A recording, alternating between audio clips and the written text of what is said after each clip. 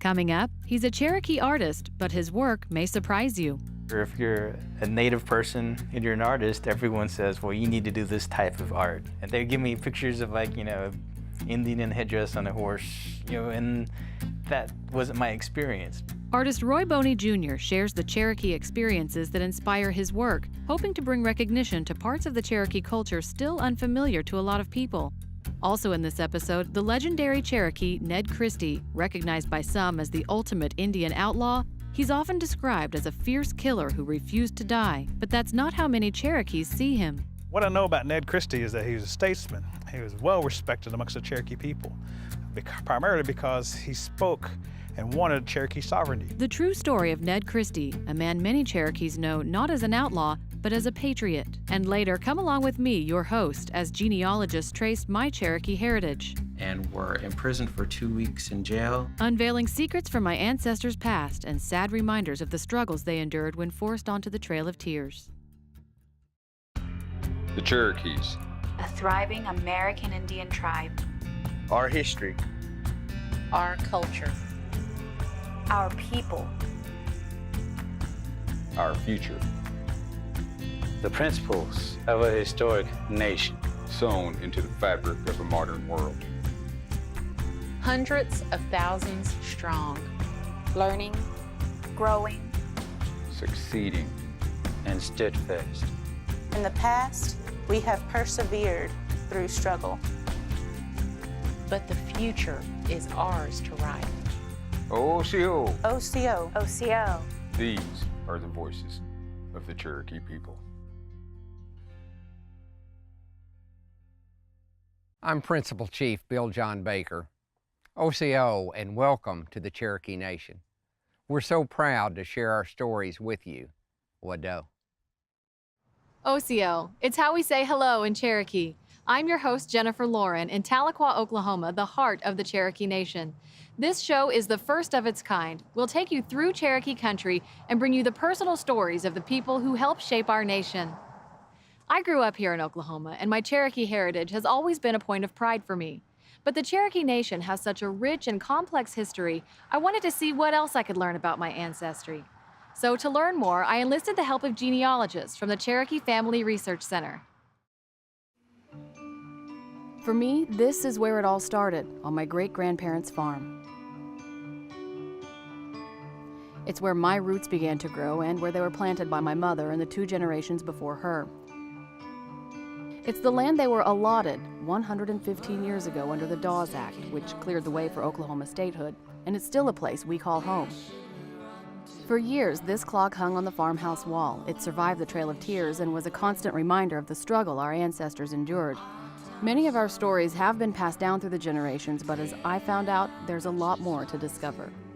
Genealogists at the Cherokee Heritage Center researched my ancestry, and while both of my great-grandparents were Cherokee, they focused their search on my great-grandmother, Thelma Muskrat Lee, my beloved granny.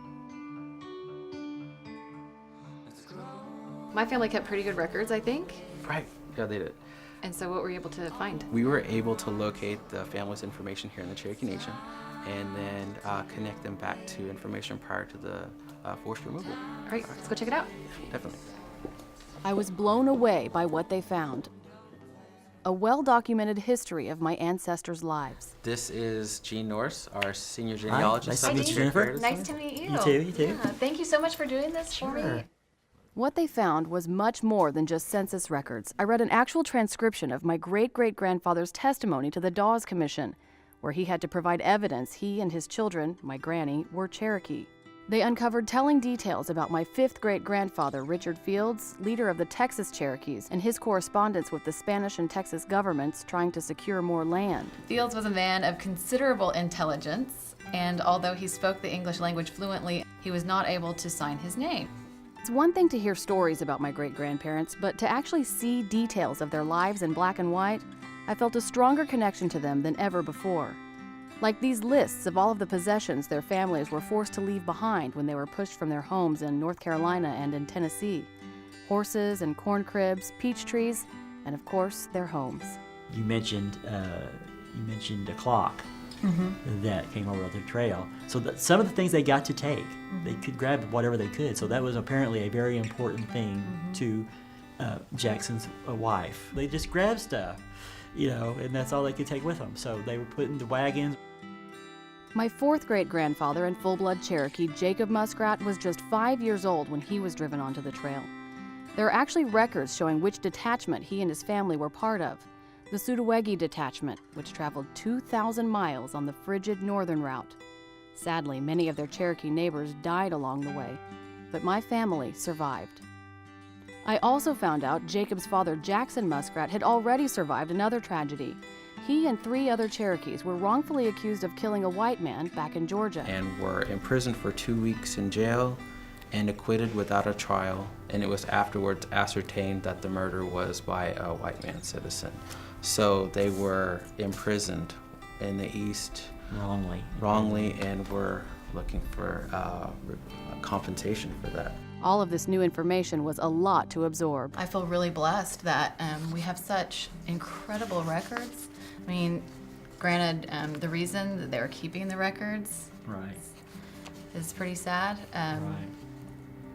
But I still, at the same time, feel really blessed to be able to know all of this. For me, this new information somehow helps to humanize the people I never knew, and I couldn't wait to share it with my family. My mother, Janet, is our family's historian. She spent a lot of time on Monkey Island with my great-grandmother, Thelma, who passed on as many stories and details as she could. Stories about my great-great-aunt Ruth, who was honored by the Smithsonian for her work fighting for the civil rights of all Native Americans. This is the dress that Ruth wore? Right, It's a doe-skin dress. She broke ground for a Cherokee woman from Cowskin Prairie. She did a lot. And stories about Grandfather Muskrat hunting with this bow, also passed down through the generations. Granny remembers seeing him use it. In fact, she remembers her dad had a little blow dart gun that he used too. But my mom had never seen these lists detailing the productive farms our ancestors were forced to abandon. 1 meat house, 4 stables. Oh my goodness. 1 acre horse lot, 2 corn cribs. With everything that they had to leave behind, I just wonder why they decided to bring that clock. I don't know how it made it here. I don't know. I just know it's the family treasure. It's very important that your girls know all this. It gives you insight into why you are who you are and why you do things and why you think things.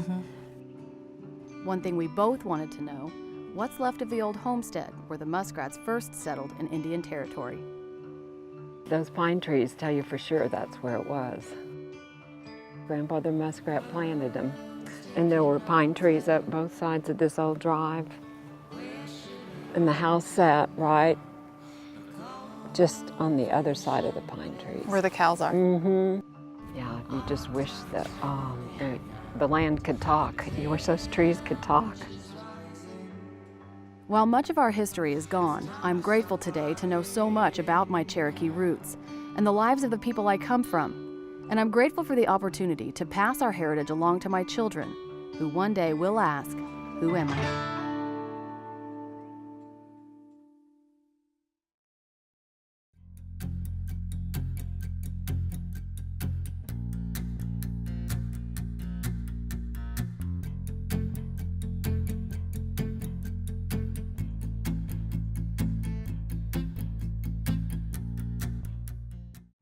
Cherokee artists have always played a major role in our tribe's culture.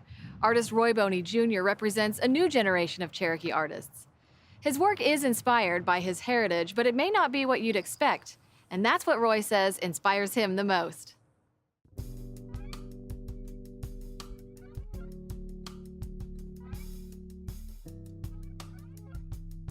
The word for art in Cherokee is tatilosta. The word itself is describing measuring. So it's talking, if you're drawing, you're like making lots of tiny little measurements. So it talks about the idea of how planned and accurate art is, the process of making art. You know, people had never seen some of this type of stuff, so they would ask me, you know, like, are you really doing native art? And I always say, yes, I am, because I'm Cherokee and I'm making art, so it's Cherokee art. Osiyo Nagad, Kani Kola Dagodawa. Hello everyone, my name is Roy Boney Jr. I grew up in the community of Iron Post, which is just south of Locust Grove. It's a very small Cherokee community there. I was raised in a Cherokee-speaking family. I was always drawing pictures. That was just something I've always done, and I didn't think anything about it. If you're a native person and you're an artist, everyone says, well, you need to do this type of art. They give me pictures of Indian in headdress on a horse, and that wasn't my experience. Cherokees, we have our own distinct culture. I said my interest in the digital arts is kind of what got me away from that. Growing up with, Cherokee as part of my background with the language, I wanted content that was in Cherokee, but it really wasn't out there. Yeah, a lot of my pieces start with like a word or a phrase in Cherokee, and I kind of work from there. The language does inform a lot of the pieces. I like to incorporate the, some of the more traditional characters in Cherokee, stories like the trickster and the deer people, the turtles, and like the raccoon and different things. I like the trickster stories because they, one, they're entertaining. The trickster's always getting into trouble and causing some mischief, and a lot of the times they're humorous. But in the end, they impart a lesson to you. People that hear the stories or read them or whatever, they always end up learning something from that story. And a lot of times it deals with basically how to behave as a Cherokee, like things that you're supposed to do, or it's things you're not supposed to do as a Cherokee, because the trickster's always doing something wrong or getting into trouble. I do what I can to help promote the language and culture as much as I can, exploring the use of Cherokee and using the language in a more popular culture type of format, like animations and videos and comics and design. I think it shows that as a people that we're relevant, because a lot of people tend to dismiss tribes as like either not even around anymore or just stuck in the past. One of my goals as an artist is to incorporate the imagery and the symbols of Cherokee things into my art so people can see it and kind of start to recognize some of these elements that they may not be familiar with. All the really good art, I think, of any culture, there's always an element of commentary to it, and it expresses the time, place, and the people in which it was created. The main statement that I'm trying to impart is that we are a distinct people, that we have our own culture, our own symbols, our own icons. As a Cherokee artist especially, that's my goal, is to help put the Cherokee point of view out there.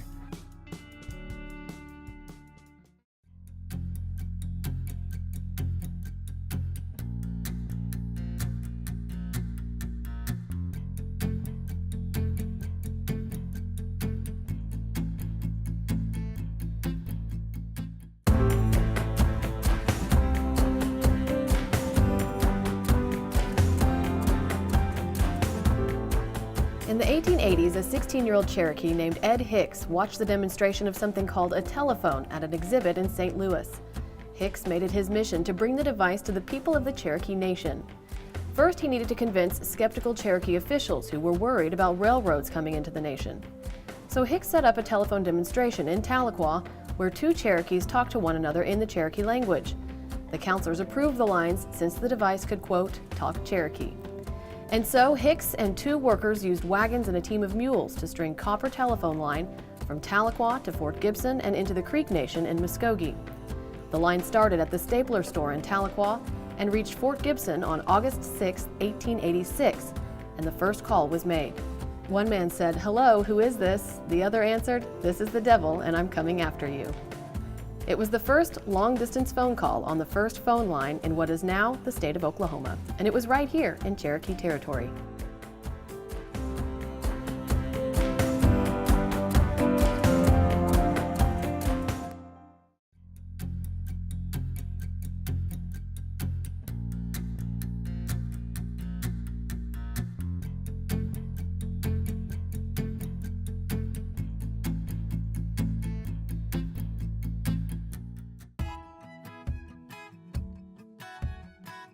Jalagi iniwoni hi, Let's talk Cherokee.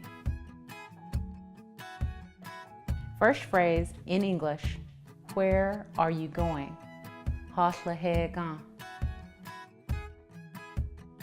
In English, I am going home. The Ganagisi.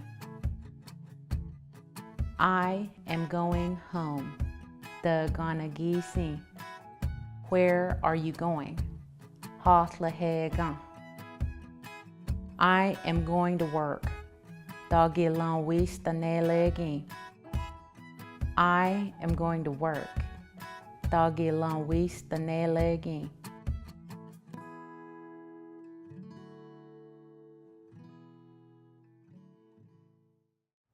Let's go back to 1887, when northeastern Oklahoma was Indian territory. The railroads were moving in, and so were a lot of white settlers and outlaws. History tells us a Cherokee man named Ned Christy was the ultimate Indian outlaw. But here in the Cherokee Nation, many say he wasn't an outlaw at all. Well, a lot of people, when they think of Ned Christie, they think of him as an outlaw. A lot of the literature that you read, a lot of the exhibits that you see portray Ned as an outlaw who killed a deputy U.S. Marshal.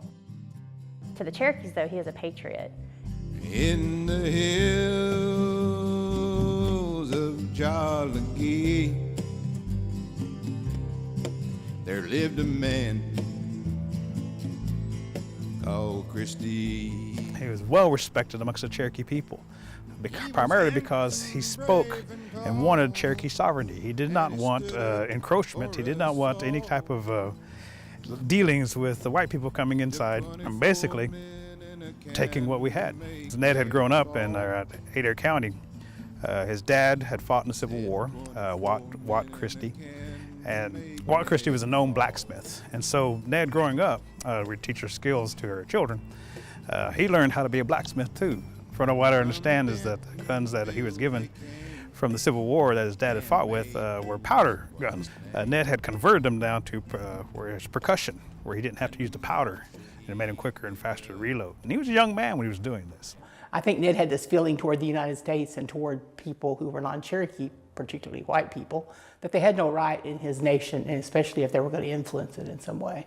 It really all begins in 1887. The Cherokee Female Seminary had burned on Easter Sunday, and there had been a council meeting that had been called here in Tahlequah. And they're discussing funds and what to do with the rebuilding of the school. He's up around the north part of Tahlequah. He's going to ride back the next day.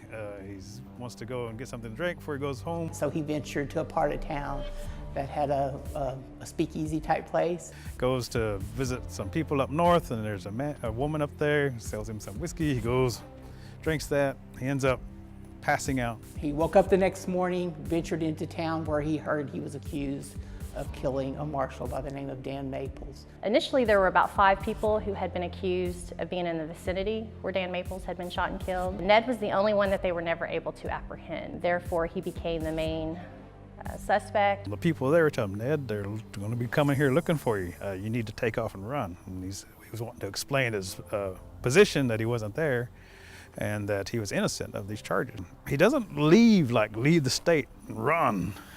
He basically goes back home. And he sends letters, even to hanging Judge Parker, saying that I did not commit this crime. Please give me some time to prove my innocence. Marshals would come, bounty hunters, and he realized then that this was a fight that wasn't going to be anything simple for him or his family. He had a lot of people protecting him. There was a mountain that had been a fort, I guess that you would say, a lookout, and they would warn Ned when there were marshals or other people in the vicinity of his home. I think the sense of community was extremely tight. That extended to everybody that lived here. And so they rallied around him to make sure that he was okay.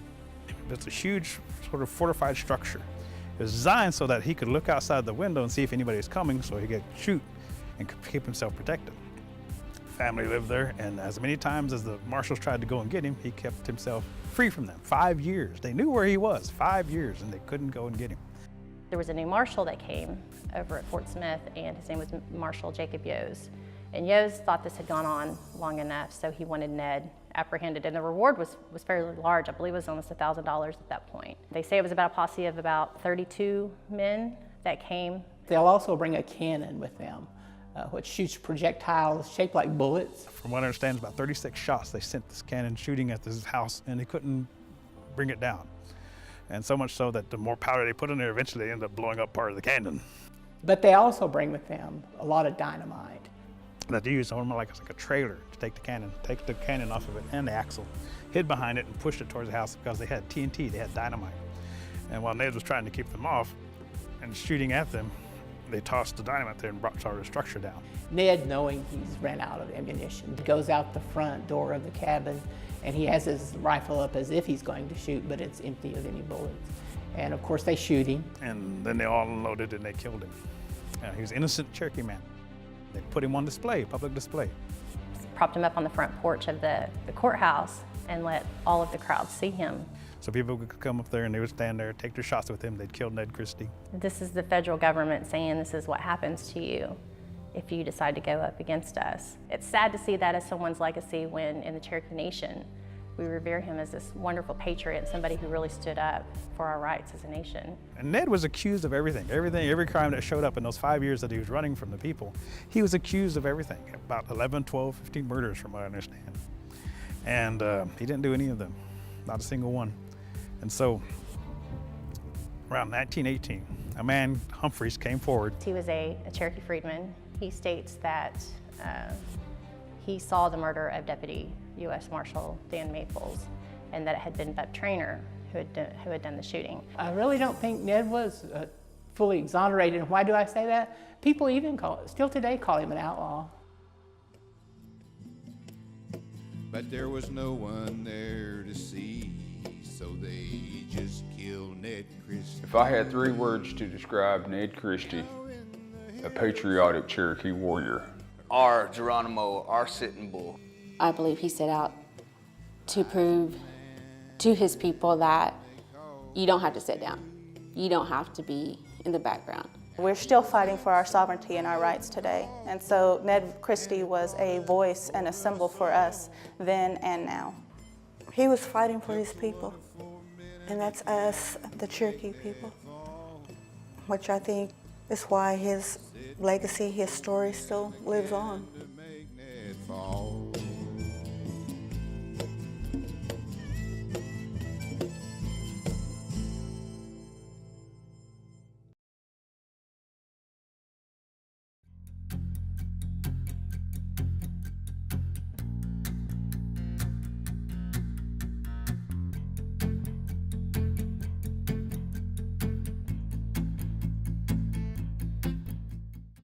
We hope you enjoyed our show, and remember, you can always watch entire episodes and share your favorite stories online at OsiyoTV.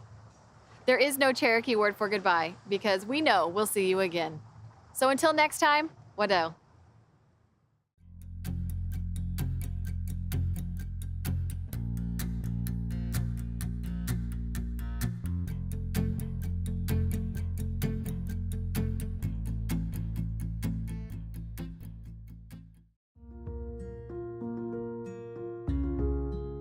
Here in the Cherokee Nation, there's a special distinction awarded to citizens with exceptional cultural knowledge.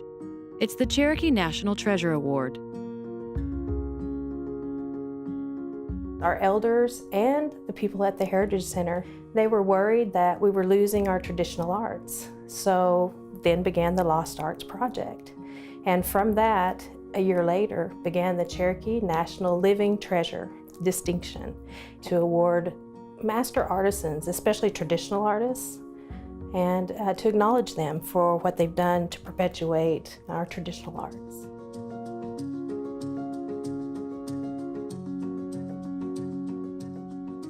If we can only keep these arts alive, if we can teach one basket maker that will teach one more basket maker and perpetuate that art, that tradition, we'll keep widening that circle of arts. To be named a treasure is a real honor because the Cherokee National Living Treasures are the keepers of the Cherokee traditions, culture, and history. The biggest part of it is we're sharing what we know. I mean, it's very important to me that we don't lose the traditional ways. I'm very proud of that, to have been named a Cherokee National Treasure. It's a great honor. I always tell people, I said that was the pinnacle of my career, I think. I was awarded the National Treasure in 1991 by Chief Wilma Mankiller and the council for making bows and arrows. You know, it gives younger Cherokee bowyers an incentive to try to improve and get good so they can be a national treasure. More than 30 years after the National Treasures program began, with nearly 100 recipients of the distinction, a book called Cherokee National Treasures, in their own words, tells each of their stories. We are actually coming together as one voice, a tapestry, we say, of voices. And they're our own. They're our voices, told in our vernacular, in the way we speak. You might be hearing about gigging, something that we don't hear a lot about anymore, about quilting bees, about just our past history that, you know, we can never recapture again. And for me, that's what it's all about. One thing that's been very fun, very enjoyable for all of us are the book signings. We have been getting together at Cherokee Holiday at different events and holding book signings. So our treasures can come and meet the public, and the public can meet our treasures. And it's just really fun, a lot of fellowship and good times. The treasures themselves have loved the attention. Treasures live on forever through their art, through their work, through their teaching. So the book is timeless. I would really like for people to take from this book the ability to embrace their own history, their own roots, their own origins. And for non-Native people, I would like for them to gain a respect for that history. In the Cherokee Nation, news happens every day. Cherokee Nation's economic impact on the state of Oklahoma now exceeds $2 billion. The dollars that are generated here are creating jobs. It benefits everyone. Creating headlines. The new 469,000 square foot health facility is the result of the largest joint venture agreement ever. For the people of the Cherokee Nation, and will impact them for generations to come. Creating opportunities.